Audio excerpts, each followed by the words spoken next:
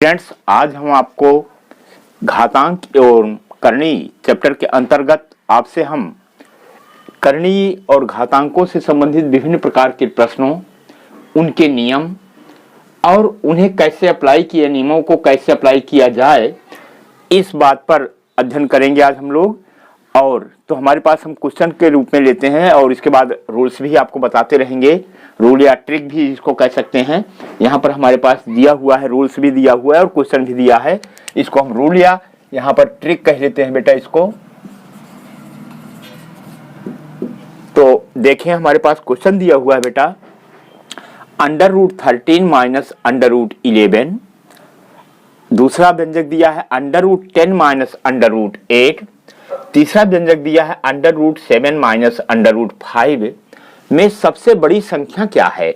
इनमें हम देखेंगे कि इन व्यंजकों में तीन व्यंजक दिए हैं हमारे पास, इनमें सबसे बड़ी संख्या क्या है। तो ऐसे प्रश्नों को हम सॉल्व करने को कैसे सॉल्व करेंगे, आइए हम देखते हैं। तो अगर देखें बेटा, हम इसको ए, इसको बी, इसको सी, इसको डी, ई, एफ के रूप में लें, तो यहाँ पर हम देखें √13, √a is greater than b. यहाँ देखें बेटा, ये व्यंजक इस टाइप का है कि √a minus √b, √c minus √d और √e माइनस √f। तो अगर हम देखें यहाँ पर इस व्यंजक में a is greater then b, a is greater then b and b c, यहाँ देखें बेटा b is greater then c and c is greater then d and d is greater then c o e and e is greater then f। तो इस तरह के व्यंजकों में देखें तो हमें सभी एक दूसरे से बड़े हैं। जो इस तरफ से शुरू होता है तो ये बड़ा है। तो अब ऐसे संख्याओं में हम सबसे बड़ी संख्या कैसे मालूम करें। तो अब देखें, हमारे पास होता है बेटा, जब संख्याओं का अंतर समान हो, यानी इनमें इन संख्याओं में व्यंजकों में संख्याओं का अंतर समान हो, तो संख्याओं का अंतर यहाँ पर हम देखें बेटा, तो अंतर यहाँ पर हमारे पास डिफरेंस कितना हो गया, यहाँ पर 2 हो गया। यहाँ पर संख्याओं का अंतर क्या हो गया, यहाँ भी 2 हो गया। और यहाँ पर संख्याओं का अंतर डिफरेंस कितना हुआ बेटा, 2 हुआ।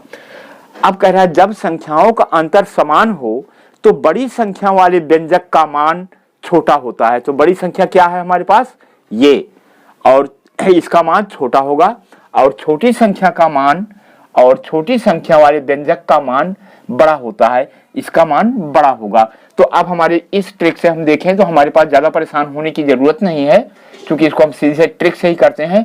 तो हमारे पास यहाँ पर हमारे पास आ जाता है बेटा कि √7 माइनस √5 सबसे बड़ा है। तो अगर हम देखें बेटा, सबसे बड़ा है। इसी क्वेश्चन में अगर हमारे पास देखें तो ये आंसर हमारे पास आ गया बेटा। इसी क्वेश्चन को अगर हम थोड़ा सा देखें कि अगर ये कर देता कि इन तीनों में को आरोही या अवरोही क्रम में लिखें, इन सभी व्यंजकों को, तीनों व्यंजकों को आरोही या अवरोही क्रम में लिखें, तो जाहिर सी बात है बेटा, इसको हम थोड़ा सा एक तरीका हमारे पास और होता है कि इनको हम सबको मल्टीप्लाई कर लें और जो गुणनफल आए उसी के हिसाब से अवरोही या आरोही क्रम में लिखते जाएं। तो जो सबसे छोटा गुणनफल होगा वो सबसे बड़ा होगा, फिर जो उससे भी बड़ा गुणनफल होगा उससे थोड़ा सा छोटा होगा, और इस तरह से हम इसको कर सकेंगे।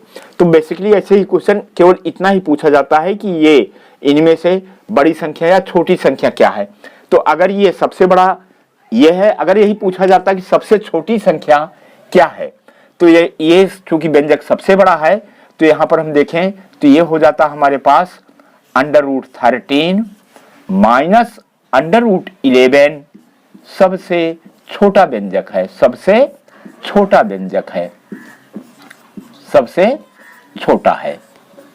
तो बस ये क्वेश्चन हमारा यहीं पर है बेटा। अब हम इस क्वेश्चन को आप समझ गए और मैं समझता हूं कि ये रूल भी आप समझ गए और नोट करते जाइए कॉपी पेंसिल से लेकर। तो अब इनको करने के बाद अब हम अगला क्वेश्चन देखेंगे। थोड़ा सा ये है बेटा कि इस क्वेश्चन को बिल्कुल देखते ही आप कर जाएंगे। अंतर यह है कि ऐसे क्वेश्चन की 2-4 बार प्रैक्टिस करते रहें। आइए नेक्स्ट क्वेश्चन लेते हैं बेटा। हमारे पास है, यदि √11 into √n is equal to √112 plus √343, तो n का मान होगा बेटा। ये क्वेश्चन SSC 10+2 यानी 12वीं लेवल के एग्जाम में 2015 में आया था। इसमें हमारे पास विकल्प दिया है, A था 3, B 11, C 13, D 7। अब इस क्वेश्चन को सॉल्व करने के लिए हम क्या करेंगे बेटा, अगर हमारे पास दिया हुआ है बेटा, सॉल्यूशन देखते हैं इसका कैसे सॉल्व करें। बेटा ये क्वेश्चन बहुत आसानी से सॉल्व होने वाले क्वेश्चन है। हमारे पास दिया हुआ है बेटा 11 under root n is equal to under root 112 plus under root 343। अगर हम देखें बेटा तो इसको हम राइट साइड को सॉल्व करें, हमारे पास तो हो गया 11 under root n। Right side को देखते हैं बेटा तो ये 112 को हम अगर देखें बेटा फैक्टराइज करें तो हमारे पास देख लेते हैं 112 को हम फैक्टराइज करें सीधे सीधे बेटा 4 2 जा 8, 3 हुआ 4, 8 जा 32। अब यहाँ देखिए बेटा फिर 4 से 4 7 जा 28, तो यानी 4 स्क्वायर रूट 7। तो इसको हम लिख सकते हैं under root 4 square into 7 plus इसको 343 को हम देखें बेटा 343 को 7 से अगर हम फैक्टराइज कर दें इसको, क्योंकि ये 3 से नहीं हो रहा है तो 4 5 से नहीं होगा, 2 से होगा नहीं, 3 4 3 7 3 10 ये नहीं हो रहा है 3 से, इसलिए इसको सीधे हम 7 से चेक कर लेते हैं। तो ये हो गया 7 चौक 28, 6 34 63 हुआ, तो 7 9 63। तो इस तरह से ये 7 से हो रहा है बेटा, तो 7 7 4 जा 28, 28 6 34, 7 9 63। अब फिर 7 से करें हम बेटा 7 7 जा 49, 7 1 जा 7। इसको हम लिख सकते हैं बेटा अंडर रूट 7 स्क्वायर इंटू 7। तो अगर हम देखें बेटा स्क्वायर से रूट कैंसिल हो जाता है, क्योंकि हमने ऑलरेडी आपको रूल बताया था under root x power nth root of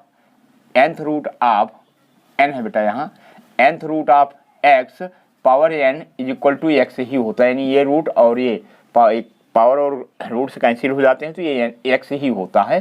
तो हमारे पास इस तरह से हमारे पास क्या हुआ बेटा, ये कैंसिल हुआ, तो हमारे पास यहाँ आ गया 11 into root n is equal to हो गया हमारे पास 4 इंटू रूट 7। ये स्क्वायर से रूट कैंसिल हुआ, 4 बाहर हुआ, ये रूट 7 बचा। यहाँ पर भी बेटा हमारे पास बेटा यहाँ बचा 7 into root 7।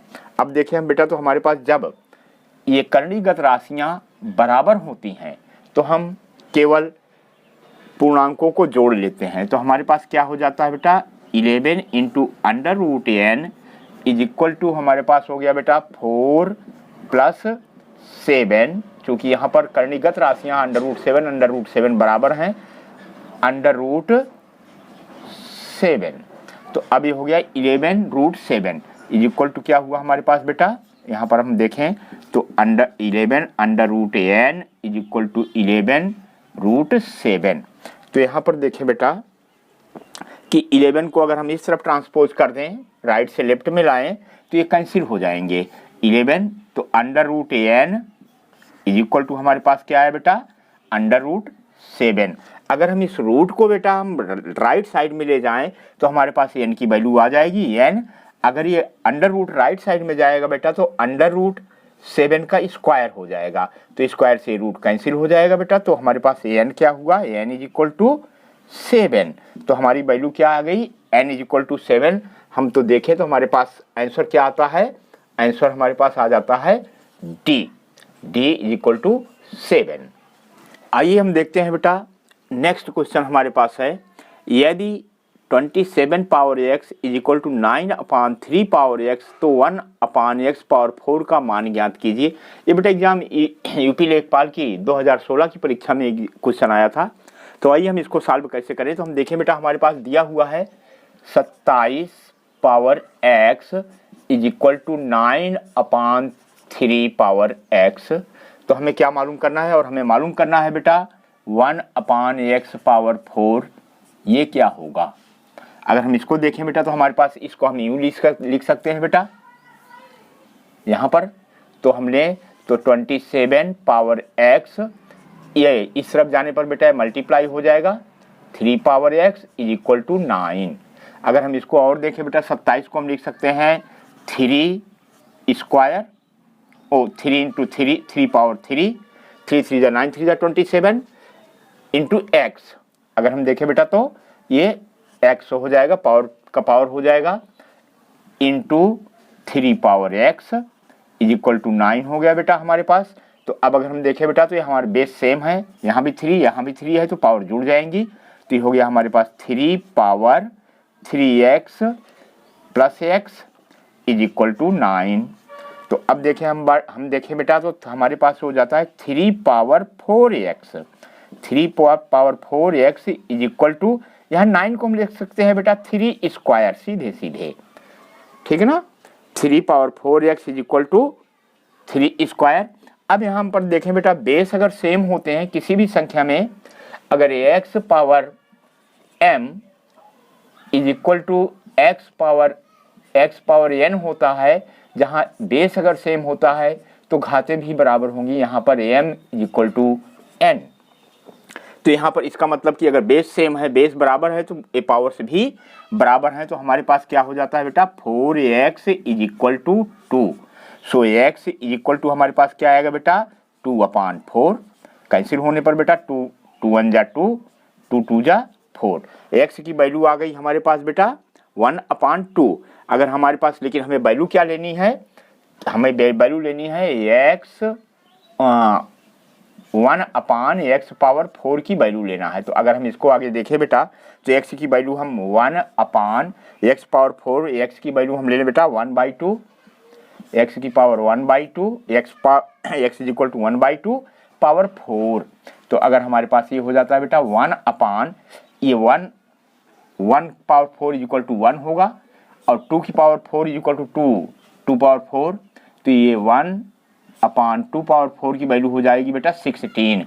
2 power 4 is equal to 16 होगा, इसको 2 इंटू 2 इंटू 2 इंटू 2 यानी 4 टाइम्स, तो 2 पावर 16। तो अब देखिए बेटा सॉरी ये हो गया 1/16। तो अब इसको हम लेंगे बेटा, तो अगर इसको हटाना चाहें तो ये हो जाएगा, ये नीचे से ऊपर चला जाता है, बटे का बटा होता है बेटा, तो ये ऊपर हो जाता है। तो हमारे पास आंसर आ गया 16।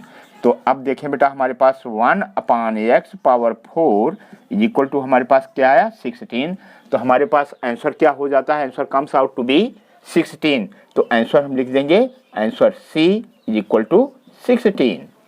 ये हमारा आंसर। स्टूडेंट्स अब हम अगला क्वेश्चन देखते हैं। हमारे पास क्वेश्चन दिया हुआ है बेटा कि 0.8 power 2.5 into 0.8 power 1.5 divide by 0.8 power 0.5 is equal to 0.2 power 3.5 into 2 power question mark लगा है, यानी क्वेश्चन मार्क हमें क्वेश्चन मार्क की वैल्यू मालूम करना है। ये बेटा देखें तो NICL national insurance corporation limited AO की परीक्षा 2015 में आया हुआ क्वेश्चन है। तो आइए हमारे पास विकल्प भी दिए हुए हैं बेटा A8, B 6.5, C 7, D 7.5 और E, यहाँ 5 विकल्प दिए हैं, E 8.5। आइए बेटा इस क्वेश्चन को हम कैसे सॉल्व करें। आइए तो हम देखते हैं बेटा 0. अगर हम इसको देखें तो LHS की हम बात करें बेटा लेफ्ट हैंड साइड की, तो इसको हम लिखें 0.8 पावर 2.5 इंटू 0.8 पावर 1.5। अब डिवाइड बाई है हमारे पास, तो इसको हम अपान में लिख सकते हैं बेटा, तो 0.8 पावर 0.5 इज इक्वल टू हमारे पास दिया है बेटा 0.2 power 3.5 into 2 power question mark. यहाँ पर क्वेश्चन मार्क लगा हुआ, हमें इसी क्वेश्चन मार्क की ही वैल्यू मालूम करना है। हमें क्या मालूम करना है बेटा, क्वेश्चन मार्क की ही वैल्यू मालूम करना है। तो अब अगर हम देखें बेटा इसको हम 0.8 पावर 25 और 0.8 पावर 1.5, तो अगर हम देखें बेटा बेस सेम होता है तो मल्टीप्लाई करते समय पावर से जुड़ जाते हैं। तो अगर हम देखें तो हमारे पास ये हो गया 0.8 पावर 2.5 प्लस 1.5। जैसा कि ऑलरेडी हमने बताया कि बेटा जब बेस सेम होते हैं x power m into x power n is equal to x power m plus n होता है। ऑलरेडी हमने एक कोई फार्मूला आपको पिछली कुछ क्लास में भी बता दिया था, और फिर भी हमें कुछ फार्मूला लिख रहे हैं ताकि आपके लिए सुविधा हो जाए। एक फार्मूला आप फिर से नोट कर सकते हैं। अगर हम देखें बेटा तो हमारे पास क्या आ जाता है, ये 0.8 पावर 4 हो जाता है। तो हम इसको क्या लिखें ऊपर बेटा, 0.8 पावर 4। अब ये डिवाइड है बेटा, तो इसको हम अब यहाँ पर देखें तो 0.8 पावर 0.5 हो गया। तो इसको यहाँ पर डिवाइड होता है तो पावर माइनस हो जाती है। तो अगर हम अपने पास हम ले लें बेटा, हमारे पास तो ये हो जाता है 0.8 पावर 0.5। तो ये हमारे पास आ जाता है बेटा सीधे सीधे कि 4 माइनस यहाँ हो गया 0.8 पावर 4 माइनस 0.5। देखिए बेटा इज इक्वल टू, अब ये हमारे पास आ गया 0.2 power 3.5 into 2 power question mark. अब यहाँ देखिए बेटा तो हमारे पास ये क्या आ जाता है बेटा, 0.8 पावर 3.5। अब देखें तो हम यहाँ पर आगे बढ़ लेते हैं बेटा, हमारे पास ये हो गया 0.8 पावर 3.5, 4 माइनस 0.5 घटाने पर बेटा 3.5 हो गया, इज इक्वल टू हमारे पास हो गया 0.2 power 3.5 into 2 power question mark. अब देखें बेटा हम इसको 0.8 को हम लिख सकते हैं 8/10। ये अगर हम इसको डेसिमल हटाना चाहें तो ये हमारे पास हो गया बेटा 8/10। तो 8/10 पावर 3.5, तो इस दोनों की पावर हो जाएगी बेटा, तो ये हो गया पावर 3.5, सॉरी एक मिनट,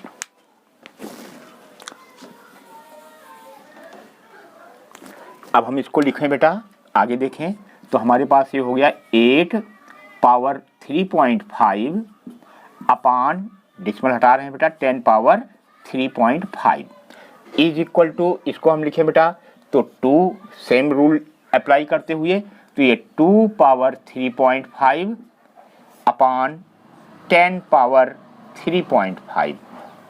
देखें बेटा तो अगर हम देखें तो 10 पावर 3.5 ये कैंसिल हो जाएगा, और यहाँ आगे हमारे पास 2 पावर क्वेश्चन मार्क है ही बेटा।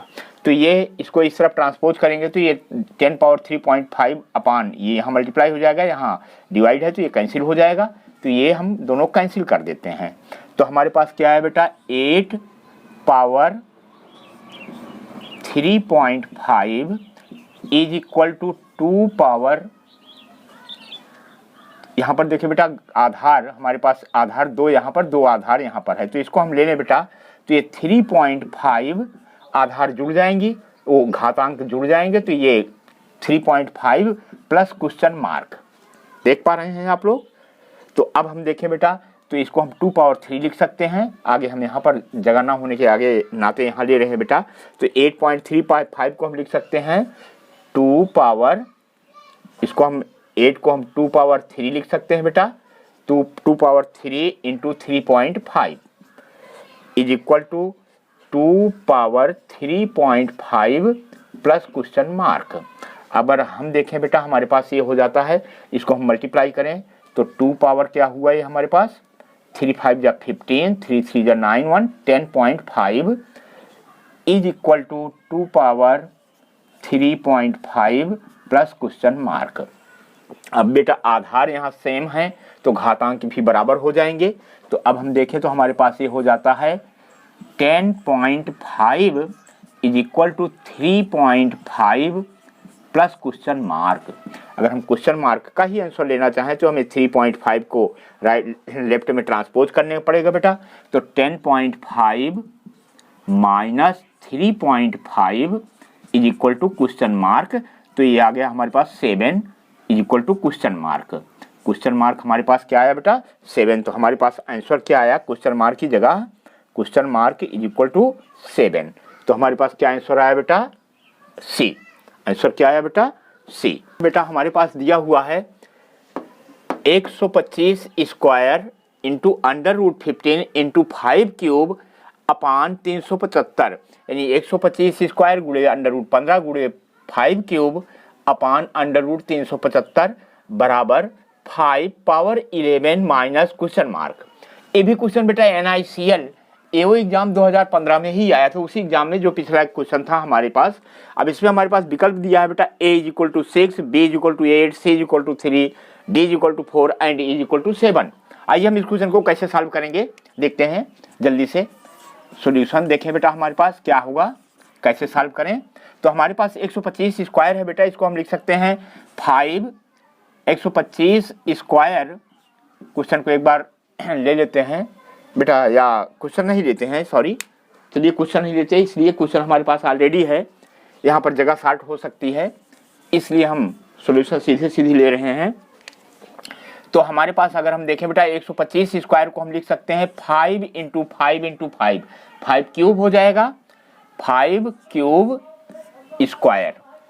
अब इंटू √15 को हम √15 ही लेंगे बेटा, इसको हम चूंकि स्प्लिट नहीं कर पाएंगे, यहाँ पर इसमें देखेंगे हम क्या होगा, इंटू 5 क्यूब है बेटा, अपान हमारे पास ये है √375 को हम ले बेटा, तो √375 को 375 को फैक्टराइज करें हम तो बेटा 5 से इसको कर लें हम, तो 5 5 7 35, 2 हुआ 37 हुआ 25 हुआ, 5 × 5 = 25। अब यहाँ 5 और 15 × 5 = 75। हाँ बेटा, तो अब इसको हम यूं ही लेते हैं 15 में, चूंकि ये 15 है ताकि ये आसानी से कैंसिल हो जाए, तो ये हो जाएगा 5 स्क्वायर × 15। तो इसको हम लिखें बेटा, तो ये हो जाता है √5 स्क्वायर × 15। अब इक्वल टू हमारे पास दिया है बेटा 5 पावर 11 माइनस क्वेश्चन मार्क। हमें क्वेश्चन मार्क ही पता करना है, हमें क्वेश्चन मार्क की वैल्यू, क्वेश्चन मार्क की जगह पर क्या आएगा हमें यही पता करना है।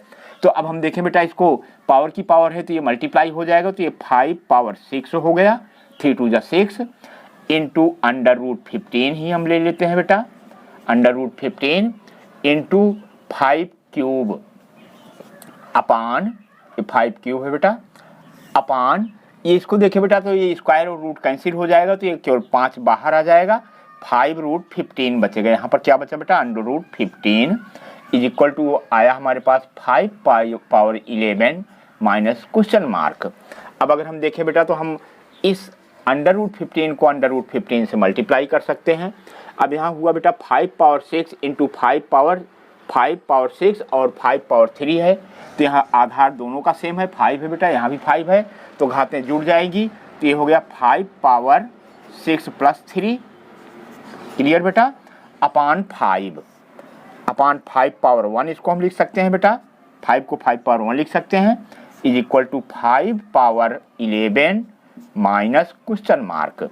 अब अगर हमारे पास यहाँ बेटा 5 6 + 3 9 हो गया, 5 पावर 9 माइनस, और ये 1 है तो बेटा डिवाइड है तो ये -1 हो जाएगा, तो ये हो गया 5 power 6 + 3 9 -1 equal to 5 power 11 minus question mark. तो अब देखिए बेटा, हमारे पास आ गया 5 power 8 is equal to 5 power 11 minus question mark. जब बेस सेम होते हैं, ऑलरेडी हमने पिछले क्वेश्चन में भी आपको समझाया बेटा कि जब बेस सेम होते हैं तो घातें भी बराबर होते हैं। यहाँ पर दिया है हमारे पास बेस 5 और 5 है तो घातें भी बराबर होंगी।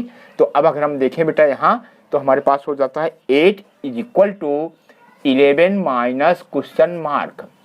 अब क्वेश्चन मार्क को कोई इस तरफ लाए बेटा, तो ये प्लस में आ जाएगा, तो ये हो गया 8 plus question mark is equal to 11 हमारे पास राइट में बचा। अगर 8 को हम लेफ्ट में ले जाएं बेटा, इसको आप जल्दी से भी कर सकते हैं, हम थोड़ा आपको समझाने के लिए इसमें हम टाइम ले रहे हैं। तो अब हमारे पास बचा बेटा question mark is equal to 11 minus 8 is equal to हमारे पास क्या आ गया, question mark 11 minus 8 is equal to 3। तो हमारे पास आंसर क्या आता है बेटा, 3। हमारे पास क्या आता है, आंसर क्या आएगा, 3। क्वेश्चन पूरा हुआ, आंसर सी आएगा, C is equal to C is equal to 3। आइए बेटा हम अगला क्वेश्चन देखते हैं। तो अवरोही क्रम में डिसेंडिंग ऑर्डर में लिखिए। अवरोही क्रम मीन्स बड़े से छोटे के रूप में हमें लिखना है, डिसेंडिंग मीन्स बड़े से छोटा। तो अब हम देखें बेटा, हमारे पास दिया हुआ है √3 3rd root of 4 √2 6th root of 3 and 4th root of 5 इनको हमें बड़े से छोटे के रूप में लिखना है। ये क्वेश्चन बेटा एसएससी सीजीएल 2014 का है। आइए देखते हैं हम इसको कैसे सॉल्व करेंगे। यहाँ पर हमारे पास क्वेश्चन में विकल्प था बेटा, लेकिन हमने विकल्प आपकी सुविधा के लिए नहीं दिया ताकि जगह नहीं बच पाएगी हमें क्वेश्चन को सॉल्व करने में, इसलिए हम केवल क्वेश्चन को सॉल्व करते हैं। आइए हम देखते हैं सॉल्यूशन हमारे पास क्या होगा बेटा। हमारे पास ऐसे क्वेश्चन को बेटा जिनको अवरोही या आरोही क्रम में व्यक्त करना होता है और जिनकी करनी घात अलग अलग हो, 3, 2, 6, 4, यानी करनी घात अलग है, इनको हम समान करनी घातों के रूप में सबसे पहले व्यक्त करते हैं। तो इसको समान करनी घात के रूप में लेने के लिए हमें जो करनी घात हैं इनका हमें एलसीएम लेना पड़ेगा, यानी 3, 2, 6 और 4 का एलसीएम लेना पड़ेगा। तो 3 और 2, 4, 2, 3, 4 और 6 का एलसीएम हम ले बेटा तो आप लोग कर लेंगे जल्दी से, ये एग्जैक्टली 12 आएगा। तो अगर हम इसे 12 हमारे एलसीएम आता है तो हम इसको बेटा समान घात की करनी के बदलने के लिए इसको हम 3 को 4 से मल्टीप्लाई करेंगे। तो अब हमारे पास ये हो गया 3 4 जा 12 हो जाएगा बेटा। यहाँ इसको 4 से हम मल्टीप्लाई कर रहे हैं तो ये 12th रूट हो गया। और 4 पर बेटा हम यही जितनी बार हम इसको मल्टीप्लाई किए हैं 3 पावर 4 किए हैं ना, वो 3 को 4 बार 4 से मल्टीप्लाई किए हैं तो इस 4 को उतने ही पावर लगा देंगे, ये 4 हो गया, 4 पावर 4 हो गया।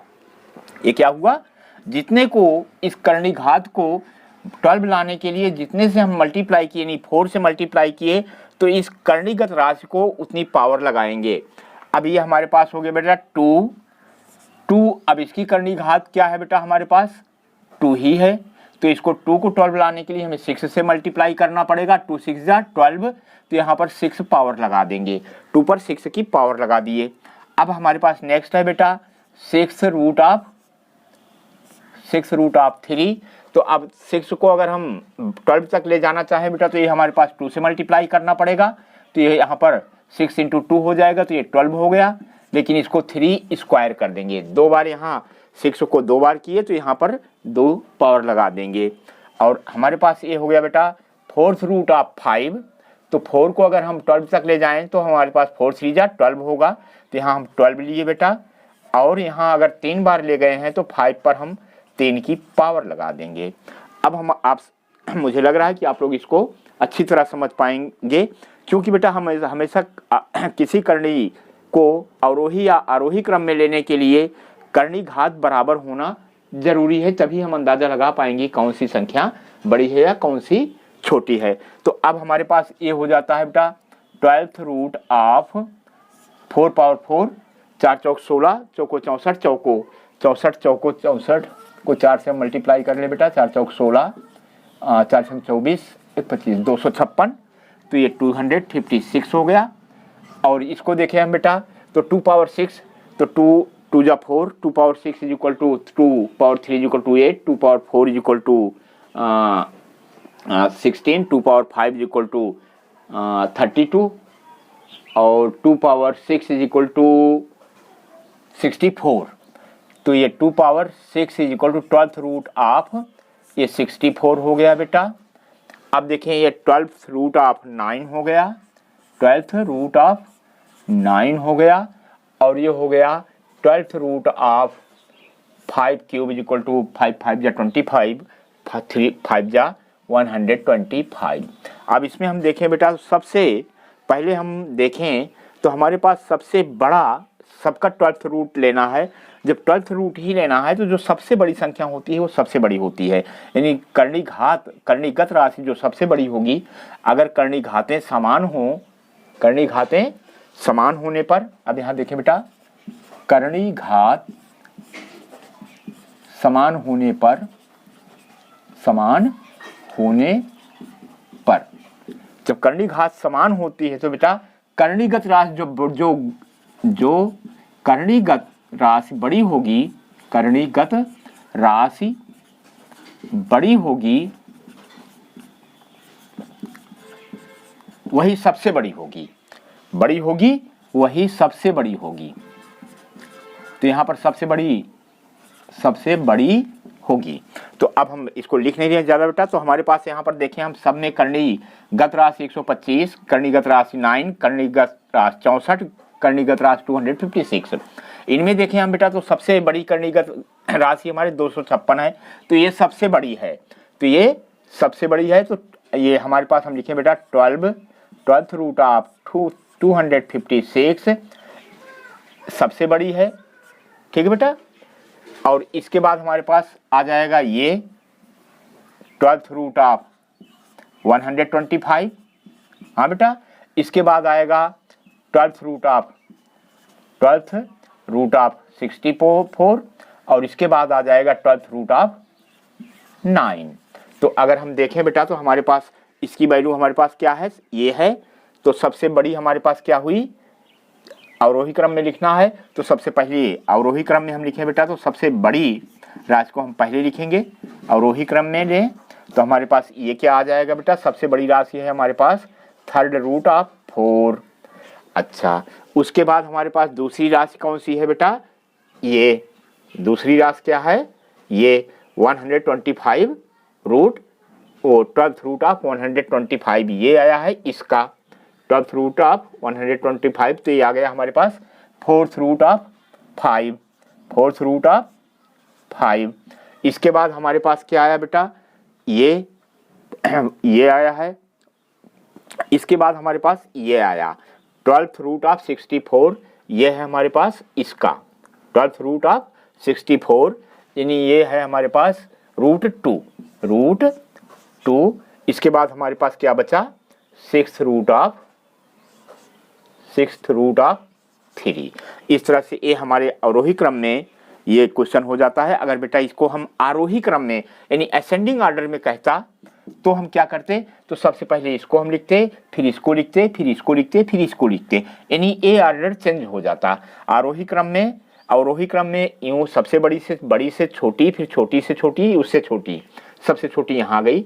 लेकिन जब आरोही क्रम में लिखते यानी असेंडिंग ऑर्डर में तो ये सबसे छोटा जो होता है वो सबसे बड़ा हो जाएगा, ये इस तरफ आ जाएगा, फिर ये आएगा, फिर ये आएगा, फिर ये आएगा। इसी के साथ बेटा अब हम अगला क्वेश्चन देखते हैं।